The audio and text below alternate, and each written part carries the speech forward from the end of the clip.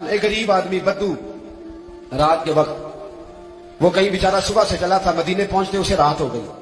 اس نے ڈرتے ہوئے نا خیمہ ہی باہر لگا لیا. جہاں رات ہوئی نا آدھی رات ہو گئی، 1-2 بجے سمجھ لے پہنچا مدینے، تو اس نے باہر میں خیمہ لگا لیا.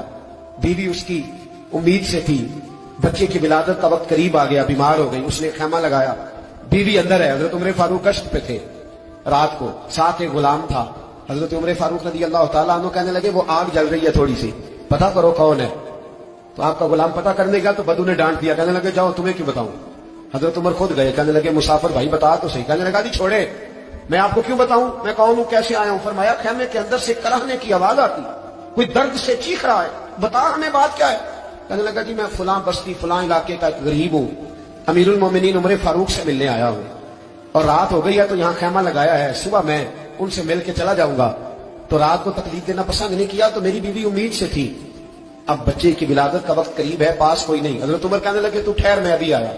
چہرے پہ نقاب، اسے بتایا نہیں میں ہی امیر المومنین. عمر دوڑے گئے، اپنی زوجہ سے کہنے لگے اگر تجھے بہت بڑا اجر مل رہا ہو تو حاصل کرے گی. کیا کروں گی. تو کہنے لگے چل پھر میرے ساتھ، بہت بڑا اجر ہے. ایک دوست کے ہاں ولادت کا وقت ہے، ضرورت کی چیزیں ساتھ لے لو. اس عورت نے تھوڑے دانے لے لیے، گھی لے لیا. حضرت عمر سے کہنے لگی لکڑیاں اکٹھی کر لیں.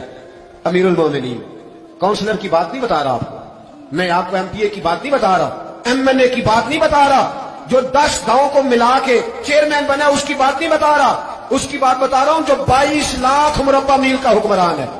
اس کی بات بتا رہا ہوں جو گلی سے گزرے تو شیطان رستہ ہی بدل جاتا ہے. اس کی بات بتا رہا ہوں جس کے بارے میں میرے مصطفیٰ کریم صلی اللہ تعالیٰ علیہ وآلہ وسلم نے فرمایا میرا عمر تو وہ ہے کہ 950 سال حضرت جبریل بھی اس کی شان بیان کرے تو عظمت ختم نہیں ہوتی. اتنا بڑا شخص. حضرت عمر نے لکڑیاں اکٹھی کی، اینٹوں کا روڑے لے کے چولہا بنایا، پہنچ گئے. آپ کی زوجہ کہنے لگی یہ تھوڑے دانے ڈالنے، گھی ڈالنے اور ایک لکڑی لے کے اس کو ہلائیں، تیار کریں. خود زوجہ اندر چلی گئی، حضرت عمر باہر پکانے لگے. وہ بدو کہتا ہے میں اس طرح کا ان کے ساتھ بہیو کرنے لگا جیسے وہ کسی چوکیدار کے ساتھ نہیں کرتا.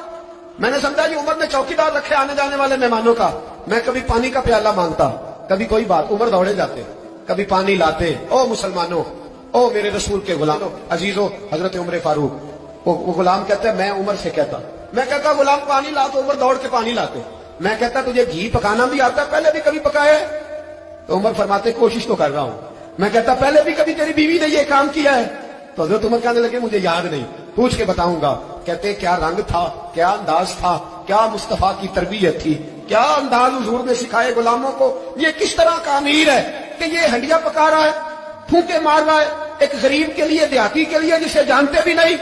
اندر اس شخص کی بیوی کے ہاں بیٹا پیدا ہوا تو حضرت عمر کی بیوی اندر سے بول کے کہنے لگی امیر المومنین مبارک ہو، آپ کے دوست کے ہاں بیٹا پیدا ہوا ہے. جب کہا امیر المومنین مبارک ہو تو وہ شخص کہتا ہے میرے ہاتھ کانپنے لگے اور میں اس طرح دوڑا کہ میری پگڑی گر گئی.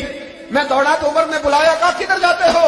کہنے لگا آپ امیر المومنین ہیں، آپ امیر المومنین، آپ عمر ہیں. کیسے کس طرح جس کے نام سے کانپے آپ وہ ہیں، جسے مصطفیٰ نے دعا مانگ کے اللہ سے مانگا وہ والے عمر ہیں آپ، جس کے لیے علی المرتضیٰ فرماتے ہیں میں روز دعا کرتا ہوں وہ والے عمر ہیں، جس کے بارے میں ابو بکر صدیق نے فرمایا تھا کہ میں اللہ سے کہوں گا مولا جو تیرے محبوب کی امت کے حق میں سب سے بہتر تھا میں اسے خلیفہ بنا کے وہ والے عمر ہیں. عمر امیر المومنین کی بیوی وہ تو خاتون اول ہوتی ہے، وہ تو ملکہ ہوتی ہے، اور تیری بیوی دائی بن کر ایک غریب کے بچے کے پاس بیٹھی رہی ہے ولادت کے وقت. عمر امیر المومنین ہو کے تیری داڑھی ساری دھوئیں سے بھر گئی تو ڈیوٹی کرتا رہا. تو سیدنا عمر رو پڑے اور اس بدو کو سینے سے لگا کے کہنے لگے تجھے پتا نہیں تو کہاں آیا ہے، اس شہر کا پتا ہے؟ اس نے کہا حضور کہاں ہے؟ وہ فرمایا یہ میرے نبی کا مدینہ ہے، یہ مصطفیٰ کا مدینہ ہے. یہاں امیروں کا استقبال نہیں ہوتا، یہاں غریبوں کے استقبال ہوتے.